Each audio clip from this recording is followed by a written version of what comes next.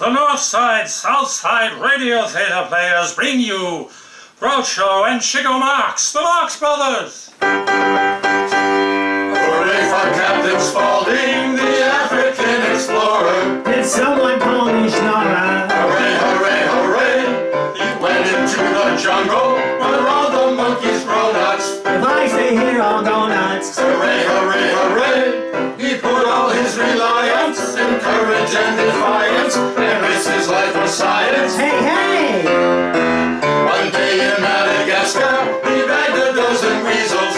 And all of them had measles. Hooray, hooray, hooray. I had a guy named Sweeter. He loaned me his repeater. I brought down a mosquito.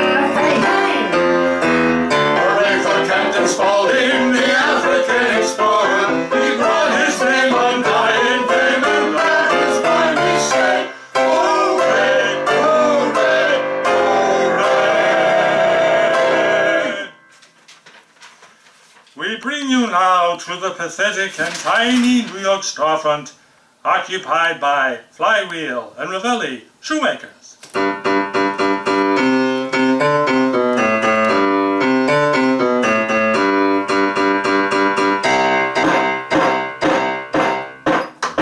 Hey, boss, what are you hammering on at the wall?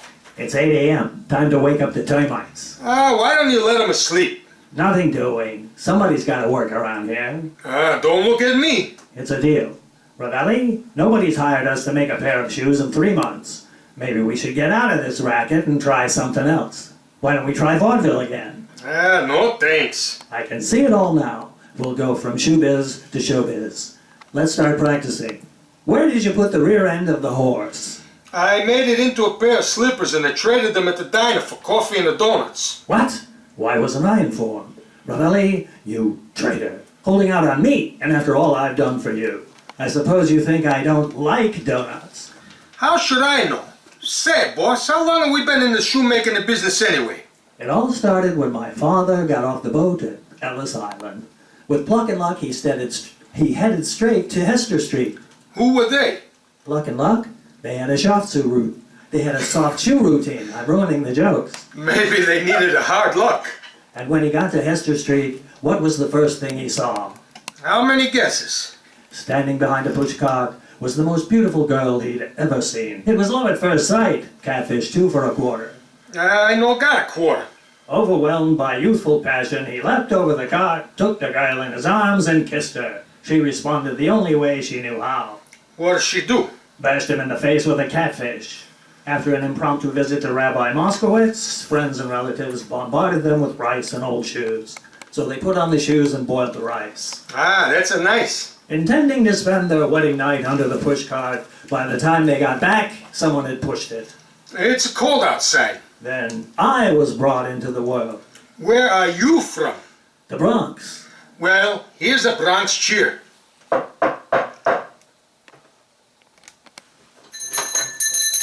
I'll get it. Is this filthy shop the place of business of Flywheel and Ravelli, Shoemakers? Who wants I to don't know? think so. Mrs. J. Potter Wadsworth, the widow of Hubert P. Wadsworth, the so-called baron of Moscow, is having a charity bazaar at her palatial estate. And who are you? I'm Wilbert, Mrs. Wadsworth's butler. Wilbert the butler? Yes, there's a novelty. Mrs. Wadsworth wants 20 of her wealthiest guests to have handmade shoes, which she'll then have auctioned on a live radio broadcast. Hey, boss, there's a lot of money in the radio. Quiet, you fool. And why exactly has he chosen our establishment? Mrs. Wadsworth instructed me to find the most downtrodden, pathetic, disgusting, repulsive shoemakers in New York. Sweet talker. In that case, we accept. But first, why don't you tell us all about yourself? Ravelli, aren't you just a little curious about Wilbur? No. Come on, kiddo, tell us all about yourself while we wait outside. I'm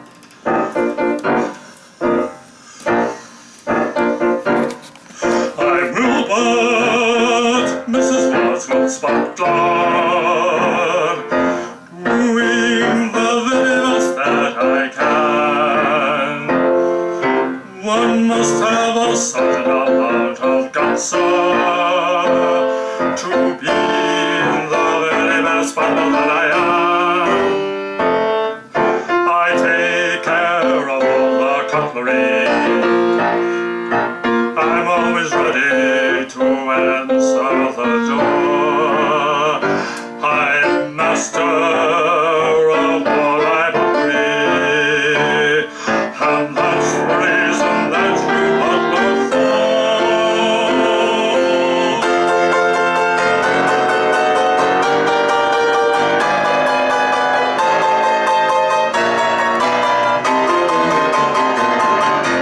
Wilbert, Mrs. Wadsworth's butler. I let you in because I have the key. I have the key. I have the key. I have the key.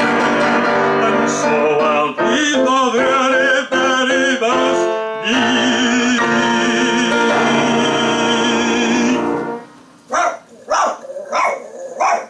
Oh, Wilbert, Yes, madam. it's time for Luther's Bosco. Take him into the kitchen and have Edna prepare it for him. Yes, m'lady. Really, Janine, don't you think you're pampering Luther excessively? Nonsense, Ellsworth. If it were in my power, I'd make sure all dogs drank Bosco. Enough of dogs and Bosco. When are we going to set the date? Don't be silly, Ellsworth. I've no time for that now. I absolutely won't speak of that till after the broadcast. Very well, Janine, but I intend to hold you to that declaration. Oh, Ellsworth, you mustn't make me feel sentimental. You dear, oh dear, oh dear, oh dear. Excuse me, milady, but I took the liberty of inviting those two shoemakers you indicated from the slum, the worst part of, Mr. Flywheel and Mr. Ravelli. Well, show them in, by all means. Yes, milady. Walk this way, gentlemen. You hear that, Ravelli? He said walk that way. Okay for in here, but not out on the street. Look who's coming. It must be the Earl of Snottingham. Oh, no. Are you the shoemakers discovered by Mrs. Wadsworth? Well, I wouldn't be too sure. When was the last time you had your monocle sandblasted? For your information, I happen to keep my monocle spotless. Well, don't tell Spot. We'll have to call the Bureau of Missing Spots. Hey, boss, what are you talking about? Pip, pip. What's new in Parliament? Oh, for heaven's sake. Haven't had nothing to do with it, big boy. Well, hello there.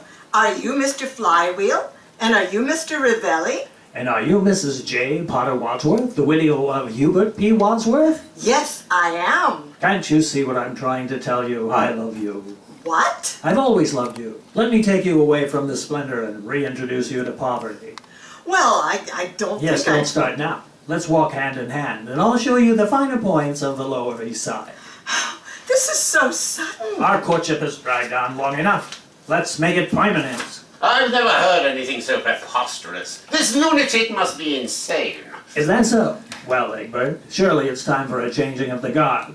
Be gone. You upstart. In England, we have a word for people like you. Is it upstart? You just said that.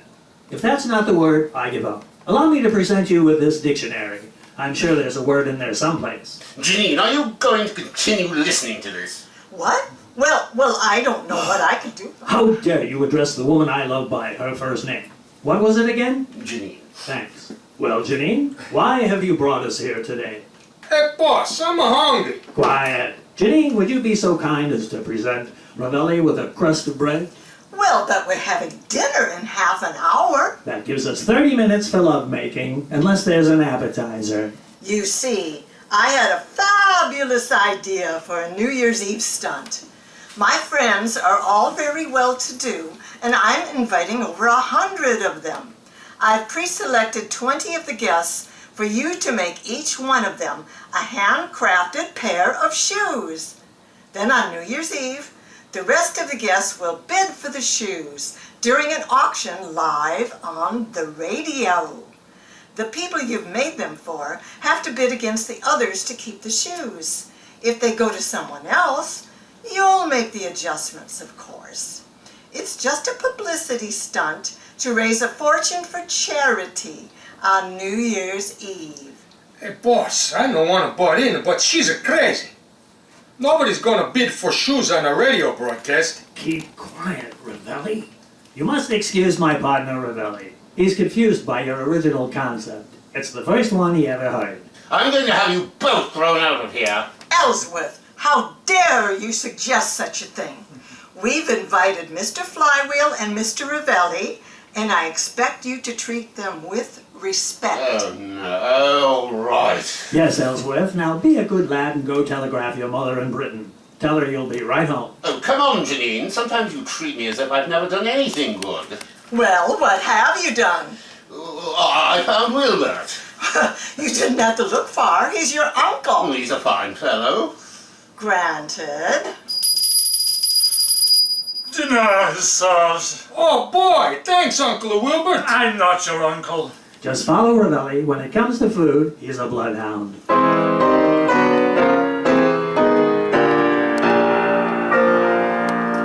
Mrs. Wadsworth, Yes? the wire is in place. We got the microphone ready for you. The remote equipment is all hooked up. We're just waiting for the cue to be switched over from the studio. Oh, goody! Mrs. Wadsworth, Yes? 5 minutes. Now, Ellsworth, it's almost time for the broadcast. Go stand by the microphone. Get ready to go on the air when the engineer cues you. But Janine, I don't want to go on the air and do your stupid... What? I mean, do a live broadcast of the auction. Now, you did say you'd name the page after the program.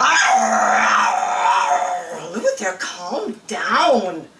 I'm not so sure. Hey, has he had his shots? Yes, he has. I mean Ellsworth. No, you upstart. There's that point again. Now, tut-tut, old top. It's almost time for your network debut. May I make a suggestion, sir? Well, what is it, Wilbert? You might consider not annoying Luther. He appears to have a grudge against you. I'm not interested in that stupid dog. Don't get him off me! Go away! How it bit me! Would somebody take control of this dog? Help! Stop that! Help somebody! Hey, call the cops. That man is stealing a dog. All right, I call. 30 seconds. Now what am I going to do? It's time for the broadcast. You're on. Allow me. Good evening, listeners. This is Rufus T. Flywheel coming to you live from the Wadsworth Broadcasting Company on the Blue Network. Ain't these tears in these eyes telling you? Tonight's live broadcast is brought to you by Bosca, the only high-protein drink with no food value. And don't forget, folks, the man who invented it is deceased. That's what I call the mark of quality. I suppose you're wondering why I've called you here tonight. Mrs. J. Potter Wadsworth is raising money for charity by selling shoes live on the air. And what is the charity? Mrs. Wadsworth is funding a new home for the indigent wealthy. But before the auction begins, we have just time for a vocal interpolation by that eminent basso profundo, Signor Emanuel Ravelli, who I'm sure will be unable to control his honesty. Are you prepared? I don't know, but I will try. Hello, boss. Hello, lady. How you doing today? I don't care whatever happens. This is what I want to say.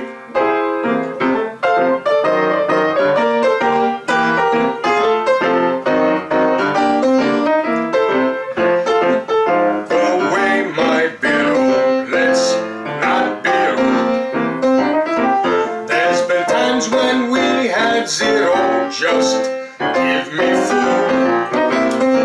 When I look at you, I leer. That's 'cause I'm a dude.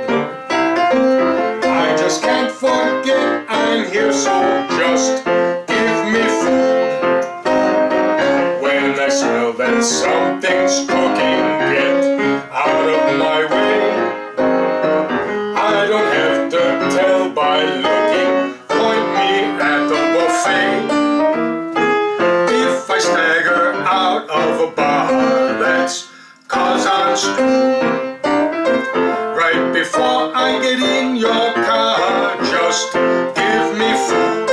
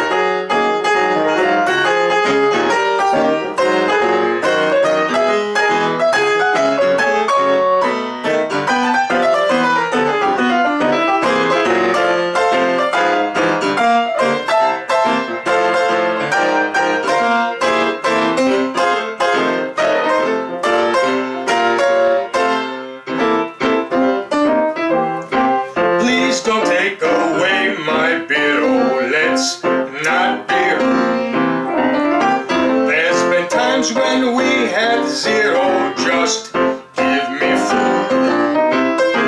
When I look at you, I little, that's 'cause I'm a dude. I just can't forget I'm here, so just give me food.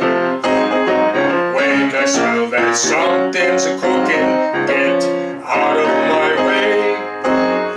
I don't have to tell by looking, point me at the buffet. If I stagger out of a bar, that's 'cause I'm stewed. Right before I get in your car, just give me food. Okay, make with the chow, I'm hungry. Just give me food.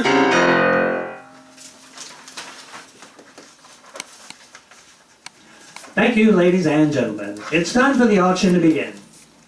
Wilbur, are you providing me with a list of names of the guests who are wearing those special handcrafted shoes? Indeed I will, sir. Here it is. Thanks. Our first contestant is Lady Felicity Roxworthy. Oh, thank you. Thank you. She's decked out in a gorgeous deep green floral length pup tent with rhinestone earlobes. She wears a size 11.5, which comes in handy for stomping grapes. I bid 60. I bid 75. I bid 90 for these adorable shoes. Going once, going twice, sold! Lady Felicity keeps her shoes. Come on, folks. You can do better than that. You spent more than that today on bootleg gin. Our next contestant is Henry Hofstetler, who stands 6 feet 2, eyes of brown. His new size 9 shoes are going to town. What's the first bid? 70. 85. 95.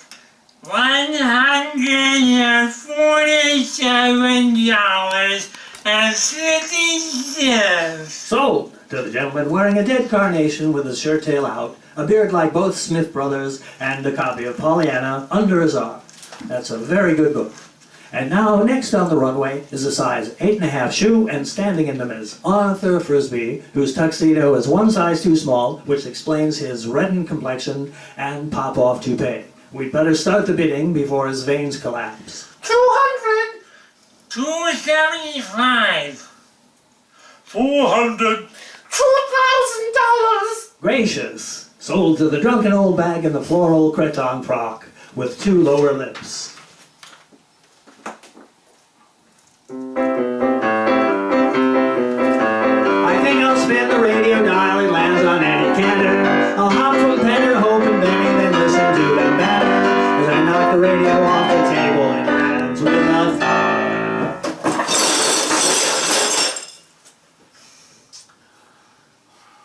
No more I'll hear Burns and Allen, Pick and Sade, or Stutnagel and Bard. One night when I'm in a barn swilling by the gallon, I'm sure that I'll wish to hear the voice of Fred Allen. Oh, for a career in radio. What a great way to get ahead. I think radio is radio. Especially as vaudeville is dead. We used to strive to wake the palace. To get there was a long, long ride. The people at the top had no malice. That is until things began to slide. In our bank account we've made an incision. I'm wondering if it was all worthwhile.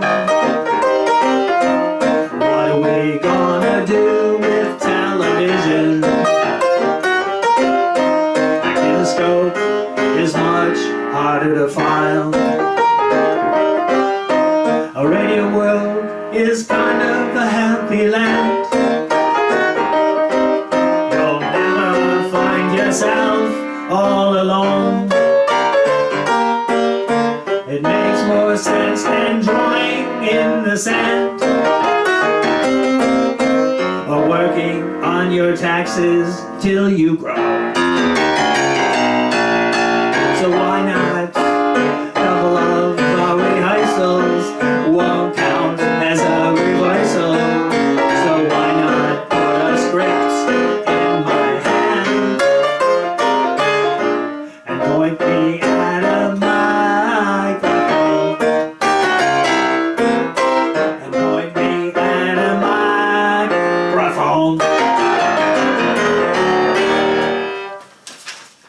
Rufus, thank you so much for taking over for Ellsworth and doing the broadcast.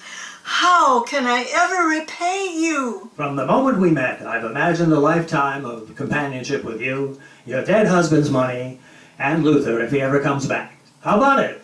Well, I'll think about it. Or can you at least get me a job as a radio announcer? It pays better than Shoemaker. Of course I can do that. I think we should do the auction all over again next New Year's Eve. Hey, boss, when is the next New Year's Eve? Oh, long about November 29th is my guess. Hey, you're crazy. That's too far off. You certainly crafted those nice leather shoes quickly. Only one day. Well, your advertising and you advancing us the cost of materials certainly took up the slack, so to speak. We don't make a slacks, we make a shoes. Quiet. What was the most difficult part of making 20 handcrafted pairs of shoes in one day? Removing the brand. He means removing the brand that the cowboys use when they brand the cattle. Can't have a pair of leather shoes that say Bar X along the side, now can we? Well, no, of course not. If I must confide, no one knows where the cow hides. Silly. And next time I'm going to put my brand on you. She don't smoke cigars. From now on, it's going to be Rufus and Janine Flywheel. And Ravelli. All right, and Ravelli.